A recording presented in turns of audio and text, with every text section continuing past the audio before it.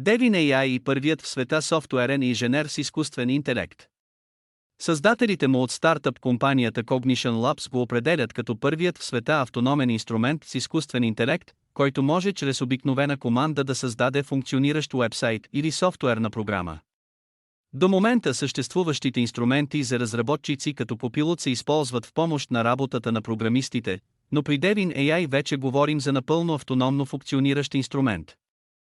Devin AI е способен напълно самостоятелно да изпълнява възложените му задачи без никаква човешка намеса и именно това го отличава от досегашните подобни разработени инструменти с изкуствен интелект. Това го прави не просто асистиращ инструмент в работата на програмистите, а реално той се справя изцяло сам и може да изпълнява самостоятелно задачите на софтуерен инженер. Devin AI може да отстранява бъгове, появили се в хода на инженерния процес. При поставена задача Devin AI се самообучава като търси информация в интернет как да изпълни задачата си. Той може както да допълва и прилага код, така и да управлява процеса на създаване и управляване на цели софтуерни приложения.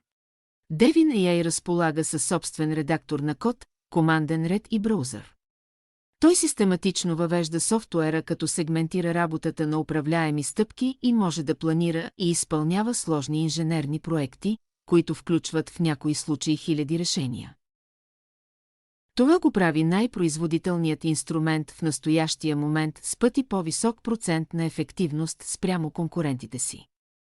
Абонирайте се за YouTube канала ни за още новини от света на изкуствения интелект и високите технологии.